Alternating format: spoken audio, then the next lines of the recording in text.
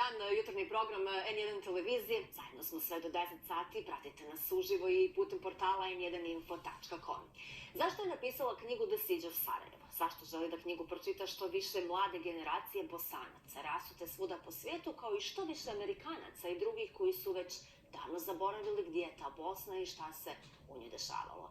Sanja Kolenović je naša gošća danas. Dobro vam jutro i hvala što ste ovoga jutra uz jutarnji program N1 televizije. Dobro jutro, Alma, i hvala vam na pozivu. Zašto ste napisali knjigu The Siege of Sarajevo?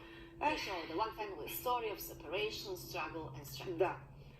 To u stvari nije zamišljeno iz početka da bude knjiga. Ja nisam nikada imala svoj neki životni plan da sjednem i napišem i izdam knjigu. Sve u stvari krenulo tako što sam našla pisma koje su moji roditelji i brat i prijatelji pisali iz rata, jer smo mi već tada bili u Americi. Mi smo otišli naime pred rat na bračno putovanje i tako smo i ostali.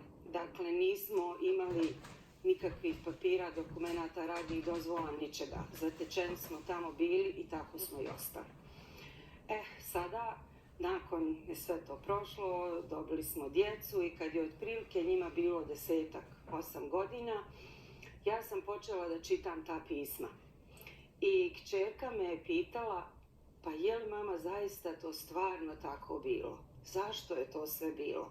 Jer moja djeca u tom dobu nisu znala puno o tome šta se je dešavalo na Balkanu, naravno, osim da su nane i dede bile u ratu. I tako sam ja onda shvatila da bi zaista trebala i da je moja neka odgovornost kao roditelja da naučim djecu kako se živjelo u Sarajevu za vrijeme opsade. I polako sam počela da ta pisma slažem po datumima i da ih prevodim na engleski. I kad sam to završila, onda sam uz to dodala neke inserte iz svog života u Americi i tako je to malo pomalo dobivalo neku književnu cjelinu.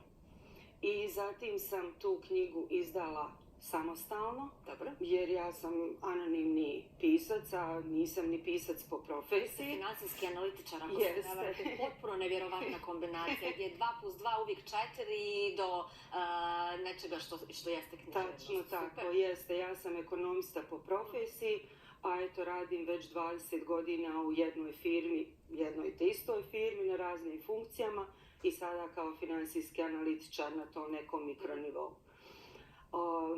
Knjigu sam dakle izdala sama i nakon toga se jedan izdavač zainteresovao za nju i onda smo krenuli u taj proces i knjiga je izdata prije nekoliko sedmica i zvančno na američkom tržištu. Za vas najveća vrijednost ove knjige?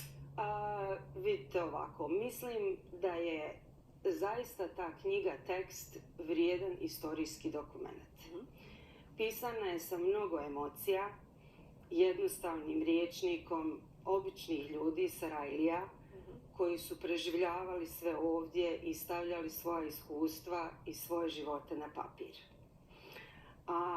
Po riječima Johna Zarinskog, koji mi je napisao jednu recenziju za knjigu, a on je inače dobitnik Oskara za dokumentarni film i on je režirao film Sarajevski Romeo i Julija, koji vi sigurno znate, rekao je da je ova knjiga, iako su je pisali obični ljudi, izbjeglice i imigranti, nešto najbolje što je on pročitao o opsadi Sarajeva. Su reagovale vaše prijatelji, vaše kolege u Kaliforniji koji su pročitali knjigu? Reakcije su raznolike. Ljudi koji su bosanskog porijekla i oni koji su bili u ratu, vrlo često su rekli izvini, ali mi ovo ne možemo čitati. Dobro. Iako u stvari knjiga nije, da kažem, depresivne prirode.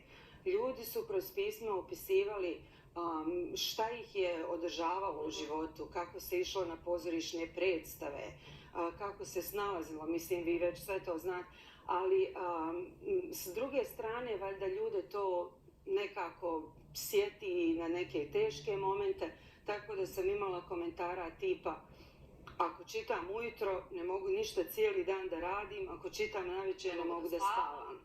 I tako, što se tiče Amerikanaca, A, izuzetno dobre reakcije i izuzetne kritike.